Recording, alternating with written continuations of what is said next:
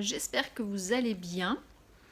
Ne vous étonnez pas de mon coussin là qui fait un peu genre office de doudou, c'est juste pour me mettre confortable, voilà, pour discuter avec vous. Aujourd'hui ce sera pas à propos d'enfiler des perles, comme vous avez vu dans le titre. C'est que j'ai été hyper fatiguée les 2 dernières semaines, une en particulier. Et de temps en temps, ça me prend comme ça quand j'ai envie d'améliorer certaines choses. Je me fais des petits challenges. Et là, je me suis dit, oh, mais pourquoi pas faire une semaine sans écran. J'étais hyper motivée. Et puis, finalement, c'est pas si simple que ça de se lancer voilà, dans ce genre de challenge parce que ça semble simple. Et puis, au moment fatidique où on a envie de regarder quelque chose, une série ou une vidéo YouTube ou quoi que ce soit, bah là on est déjà moins motivé. Donc je me suis fixé quelques règles pour essayer, enfin pour être sûre de tenir. Je me suis interrogée sur le moment où je risquerais le plus de craquer, on va dire. Et donc pour vous donner une idée de mes habitudes, c'est au moment du petit-déj, regarder des vidéos YouTube. Alors j'ai pas un petit-déj d'1 heure et demie non plus quand je vais bosser, mais voilà, il y avait déjà ce moment vidéo YouTube en mangeant. Ensuite, il y a mon repas du midi et mon repas du soir quand je travaille pas évidemment, enfin même le soir en tout cas, le midi non. Mais voilà, j'ai l'habitude de regarder un épisode d'une série quand je mange. Donc voilà, ça je savais que ça allait être un peu critique. Et il y a tous les moments un peu de farniente quand je travaille pas ou après le repas. Voilà, on s'installe sur le canapé, on prend le téléphone et puis ça scroll. Et puis voilà, 1 heure passe, 2 heures passent et puis on n'a rien fait. Donc voilà, ça c'était une des raisons pour lesquelles aussi je me suis dit ok, pas d'écran. La première règle était bien évidemment que le temps d'écran inclut au travail. Voilà, je n'en tenais pas compte, fallait bien que j'aille bosser. Donc forcément ça, voilà, c'est pas du temps passé sur ordinateur pour faire des tâches administratives ou ce genre de choses, ça n'entrait pas en compte. Donc déjà ça c'était la première règle. Deuxième règle, c'est que je me suis autorisée, déjà des exceptions à la règle, je me suis autorisée à regarder un épisode d'une série quand je mange, le midi et le soir. Parce que effectivement c'est quelque chose que je fais déjà. Je voulais enlever ces temps-là et peut-être écouter un podcast ou quelque chose en mangeant, en tout cas repas du midi, repas du soir. Et j'ai du mal. Là je savais que j'aurais du mal à tenir. C'est surtout le soir, après le boulot, quand je rentre, j'ai envie de me détendre et ça me détend pas spécialement de manger en tête à tête avec moi-même en écoutant la radio ou un podcast. Donc je me suis dit là-dessus, ça ne marchera pas pour l'instant. Peut-être que je ferai un nouveau défi dans quelques temps sur ça, mais là je me suis dit non, c'est pas grave, garde au moins ton épisode de série quand tu manges. En sachant que je regarde qu'un. J'enchaîne pas du coup 1, 2, 3 et à y passer la soirée ou l'après-midi. Donc sur ça, il y avait déjà eu du progrès de base. Je me le suis laissé. Je me suis laissé ce temps-là. Troisième règle. Et donc finalement, la principale, le nerf de la guerre, c'était de ne pas passer de temps, enfin de ne pas aller du tout sur YouTube et sur Pinterest. C'était ça, il n'y avait pas d'exception, il n'y avait pas oui mais le soir un petit peu, c'était en gros niet. Et surtout parce que en y traînant beaucoup, la dernière fois, vous savez, dans ma première vidéo, je disais ça, que j'avais quitté Instagram, mais que je passais du temps sur Pinterest et YouTube, et que pour moi, c'était pas vraiment pareil que Instagram. Pour moi, c'est toujours différent, surtout Pinterest, parce que c'est que du contenu créatif. On n'a pas la vie personnelle des gens qui partent en voyage ou quoi, c'est du contenu créatif. En tout cas, moi, je l'utilise pour ça. YouTube, pareil. Mais pour autant, s'abreuver de contenu même créatif, en fait, ça revient, enfin moi ça m'a saturé là la tête, parce que oui, il y a plein de gens brillants qui ont des idées brillantes, et donc ça m'inspire sur plein de choses, mais au final, bah, je suis dispersée, complètement dispersée, parce que il y a plein de nouvelles choses que j'ai envie de tester, et sauf que bah, quand je veux m'y mettre, je ne sais pas par où commencer, tellement les idées fusent. Et donc concrètement, qu'est-ce que ça a changé dans mes habitudes pour la semaine? C'est que pour vous donner une idée, donc en me passant de Pinterest et de YouTube, YouTube c'était le matin au petit-déj, je pouvais déjà regarder une ou deux vidéos selon la durée, hein. J'ai pas un petit déjeuner d'1 h 30, mais voilà, en prenant mon petit thé, mes petits biscuits, etc., je pouvais regarder une ou deux vidéos.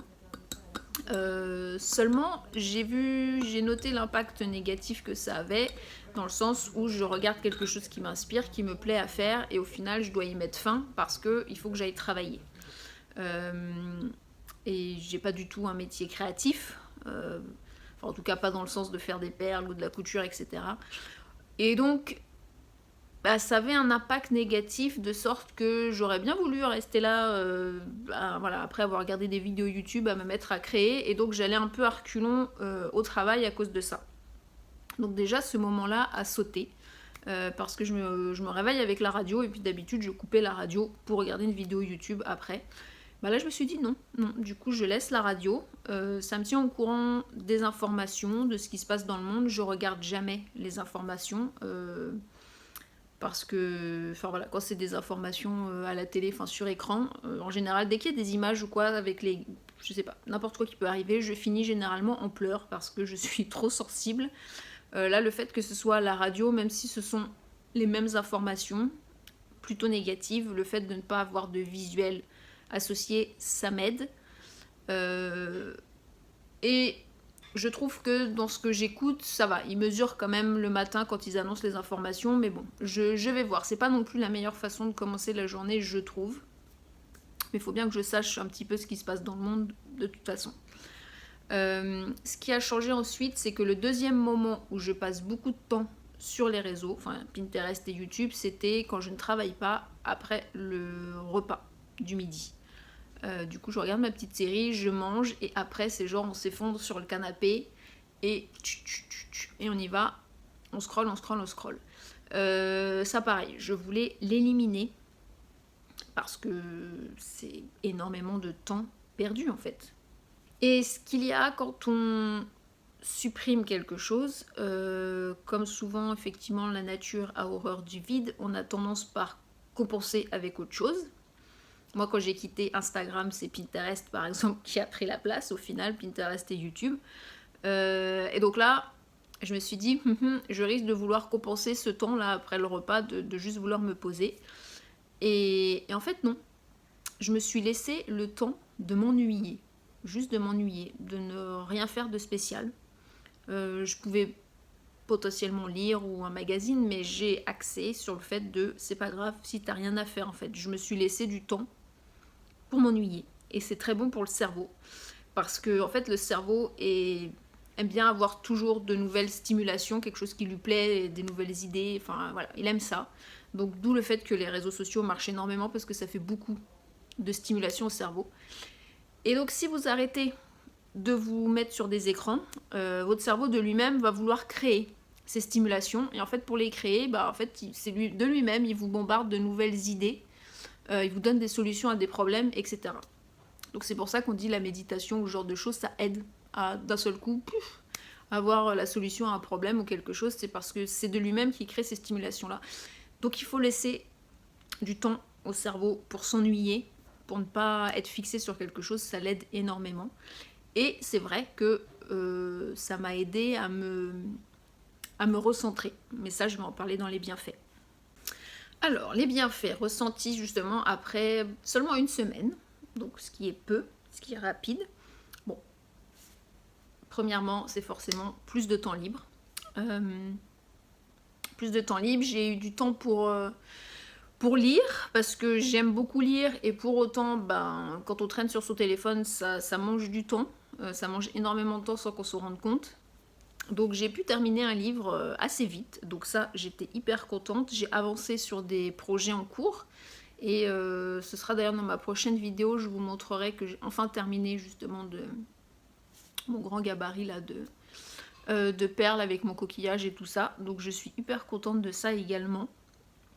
Et pour autant, j'ai pas eu l'impression d'avoir eu le cerveau HS, vous voyez, pas nécessairement d'enchaîner des activités. Comme je l'ai dit, je me laissais du temps pour m'ennuyer. Mais voilà, j'ai avancé sur mes projets, j'ai lu, j'ai pu faire de nouvelles créations. Mes collègues me voyaient, ah, mais t'as une nouvelle broche tous les jours. Ouais, j'ai pris du temps pour faire ça parce que ouais, j'étais pas là à glandouiller sur mon téléphone et à faire défiler les choses. Le deuxième bienfait, c'est que dans ce que je faisais, j'étais plus intentionnelle.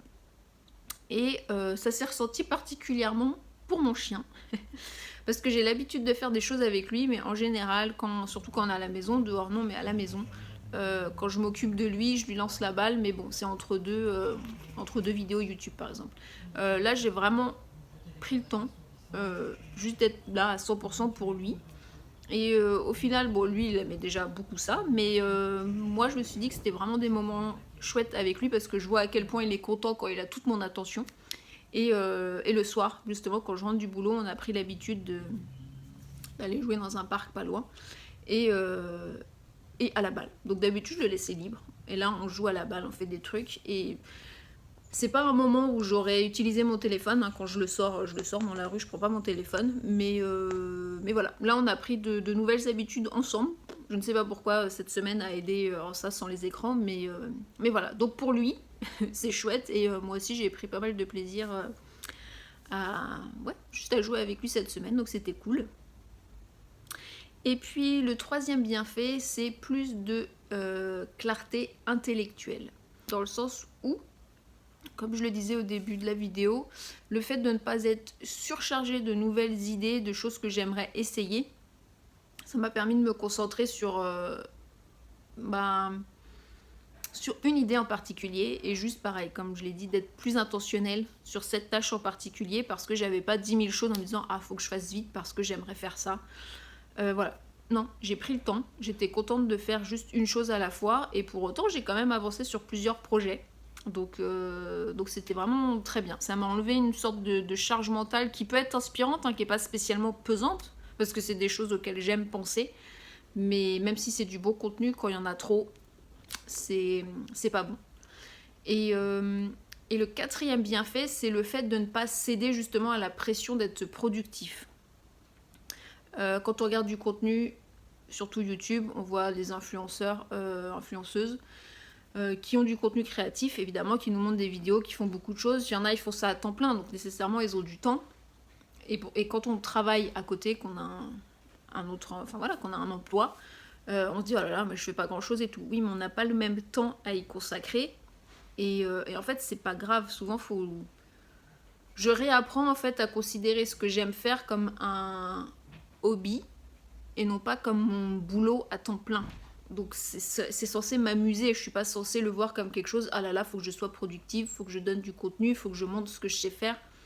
Non, de base c'est pour moi, comme YouTube c'est pour moi que je le fais aussi. Donc je me fixe mon rythme pour publier des vidéos, pour les faire. Voilà, faut que ça reste un amusement. Donc ouais, donc c'était bizarre parce que j'ai pas cédé à ça, au fait de vouloir être hyper productive puisque j'avais du temps libre. Et pour autant, j'ai quand même été productive. Donc, bref, mais c'est vrai que ça m'a libéré pas mal de temps d'arrêter juste d'être dans le vide là et de regarder les nouvelles choses qui sortent chaque jour sur les réseaux, quoi. Donc voilà, vraiment, pour moi ça a été hyper bénéfique et ce que j'en tire, c'est que le matin, pour l'instant, je regarde plus de vidéos YouTube. Sauf le week-end, je dois la reconnaître. Samedi, dimanche, j'aime bien traîner un petit peu. Ouais, c'est un moyen de se détendre. Je sais pas si je vais le garder, j'aimerais vraiment bien, même le week-end, supprimer ce moment. Quand j'étais plus petite, ma mère avait pour consigne pas d'écran. Enfin, d'écran, à l'époque c'était la télé, j'ai pas grandi avec YouTube et tout ça. Mais du coup, c'était pas de télé le matin. Donc c'était hors de question et c'est vrai que c'est quelque chose que j'ai gardé, mais pour autant dans ma tête, YouTube n'est pas assimilé à la télé. Enfin, les écrans sur le téléphone, c'est pas assimilé à la télé. Donc ça ne viendrait pas à l'idée de regarder une série le matin, mais regarder une vidéo YouTube, dans ma tête, ça n'a pas la même connotation alors que ça devrait. Donc j'aimerais bien effectivement me dire pas d'écran le matin. Donc peut-être une prochaine vidéo sur le sujet à venir. Et l'autre chose, c'est que pendant ma journée de travail, de temps en temps, quand je faisais une pause, effectivement, j'allais regarder sur Pinterest du contenu. et ben ça j'évite aussi, parce que je vois bien qu'une pause où on s'ennuie, il n'y a pas besoin de longtemps en fait, juste déconnecter un peu de ce que je suis en train de faire sans regarder quelque chose d'autre.